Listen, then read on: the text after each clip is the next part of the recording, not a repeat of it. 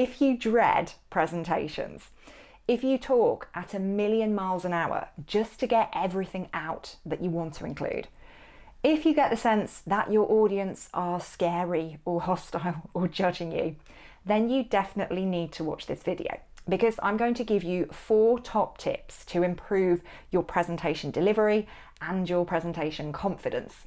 And those 4 things are: firstly, none weird eye contact; secondly, hands; thirdly, pacing; and fourthly, pausing.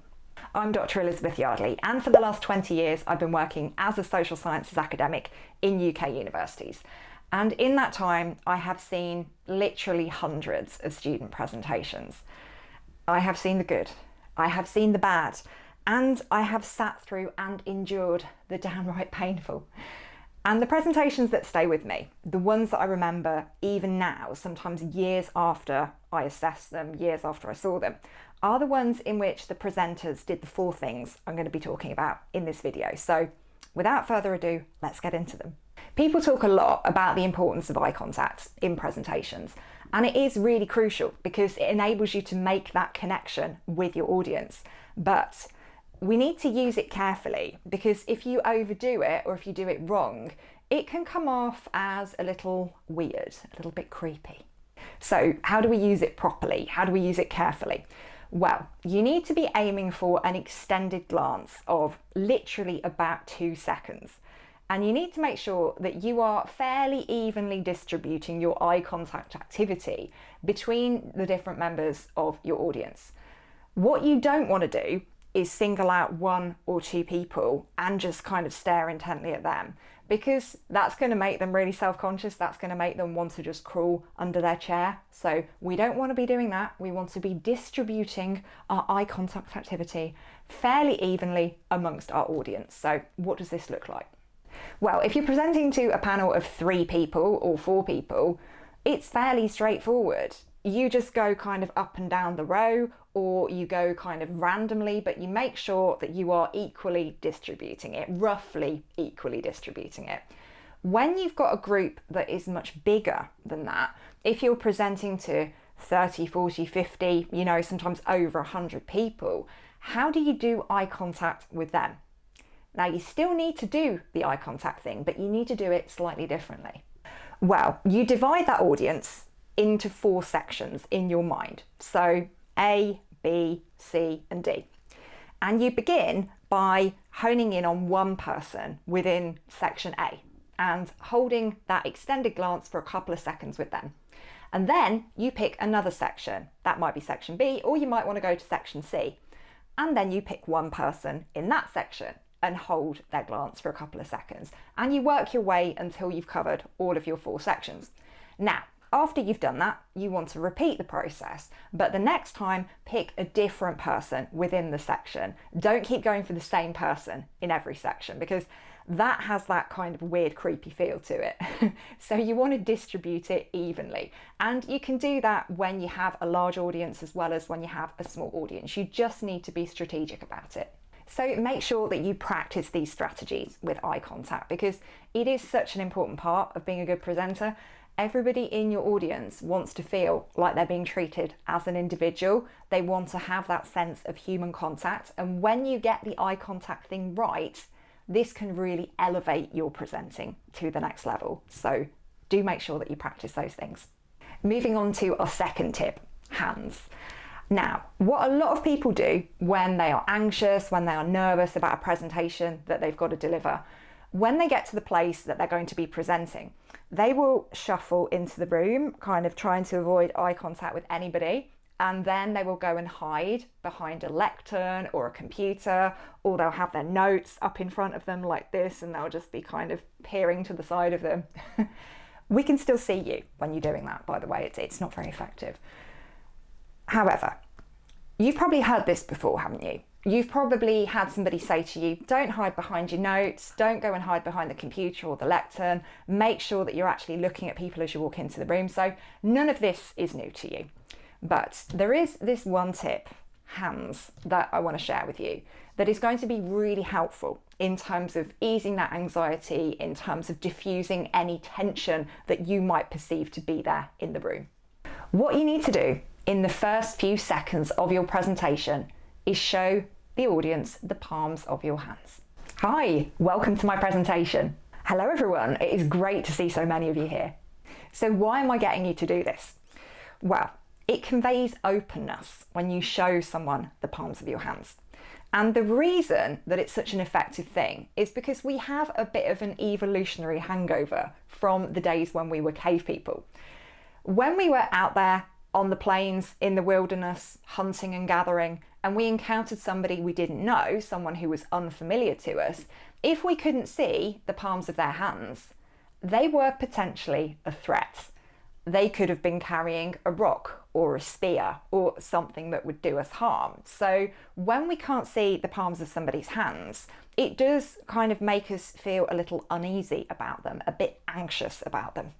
Because that is still there in our psychology. It might be on a subconscious level, but it's something that we need to address in our audience. We need to reassure that subconscious primal fear that they have of us, that we're not going to bash them over the head with a rock or pierce them with a spear. So show them the palms of your hands in literally the first few seconds of your presentation. It's going to convey openness. It's also going to show a little bit of vulnerability, and that can be quite helpful in encouraging your audience to warm to you. And when your audience are conveying warmth and openness and nice positive vibes to you, that in turn is going to increase your confidence. That is going to make you feel better about what you're delivering. Next up, we need to talk about pacing. And a good presenter varies their pace. They don't whiz through it at 100 miles an hour, but they don't crawl through it at a snail's pace either. If you're going too fast all the way through your presentation, you are literally zipping through it at lightning speed. We feel kind of sorry for you. We worry that you're going to run out of oxygen and we're going to have to call a first aider. But seriously, when you are going through something so fast, your audience just don't have the time to digest what it is that you're conveying, and they are going to just switch off fairly quickly. If you're going too slow, you're going to send your audience to sleep, because humans can take in words and listen to them 5 times faster than they can actually speak them. So when we're watching someone present and they are going really slowly, we've already processed what they're saying and our minds start wandering. We start thinking about other stuff. The problem with both of these things, both going too fast and going too slow, is that there is no variety in pace. It's incredibly monotonous. It is the same thing all the way through. Now, you're probably sat there thinking, okay, well, you're telling me that I shouldn't go too fast. You're telling me that I shouldn't go too slow. So what should I be doing? You should be aiming for a pace that is slightly faster than everyday casual conversations, because you want to carry your audience along with you. You want them to be like, oh, I need to pay attention to this. And if you are going slightly faster than the pace of an everyday conversation, people will sit up and they will listen. But make sure that you punctuate your presentation with a few slower pace sections. So the times when you want to slow the pace down are when you're explaining a key term or a definition, when you're presenting some analysis that is a little bit complex, or when you're talking about something emotional or dark and it just doesn't feel appropriate to be rattling through a section like that. That's when you need to take your foot off the gas. So vary your pace. Don't go too fast all the way through. Don't go too slow all the way through. Aim for a pace that is slightly faster than normal everyday conversations, and make sure that you include some sections where you slow that pace down. Lastly, you need to make use of pausing, essentially just stopping at appropriate points in your presentation. Appropriate points where you might want to use a pause might be when you've just presented something on a slide and you want to give the audience a chance to take it in. You might say something like, I'll just give you a few moments to take a look at this. It can be really powerful to use a pause after you've posed a rhetorical question like, does prison really work? And you can also use it after you've presented a fairly complex piece of information. Now, if you're going to use the point that I talked about previously, in terms of slowing the pace down when you're covering that kind of stuff, that is really beneficial. But when you also follow it with a pause, your audience are going to thank you for that, because it's giving them that little bit of extra time to just take in what you've put in front of them. One thing I would say about pausing is please make sure that you don't make those pauses too long. Don't make them longer than they need to be, so no more than a few seconds, because if you do leave your pauses and they're just kind of running and running and running, your audience might think that you've forgotten what you're going to say next, or that you've lost your bottle and you've just frozen. And what can happen then is they will try and jump in and save you. And that can interrupt the flow of your presentation. So make use of pauses that are an appropriate length, and that ensures that you stay in control of your presentation. Another really good thing about pausing is that it gives your audience a chance to catch up with some of the things that you're saying. If you presented something complex, or if they're processing the information that you're delivering to them. And this is especially effective if you are being marked or graded on the presentation that you're giving. Now, as somebody who's been assessing presentations for the best part of 2 decades, I like a little bit of a chance to write some notes to actually keep on top of what it is that's being delivered and to write down my thoughts about it. And the things that I write down, it's only the odd word here and there to just remind me of what the student was covering, of what was being said. But a few seconds can make all the difference. So if you make effective use of pauses, this is often how your audience are going to use that time, and they are going to be incredibly grateful for that little bit of extra time. And that's it, we're done. 4 tips on how to be a better presenter. So remember those tips, write them down and use them the next time that you're doing a presentation.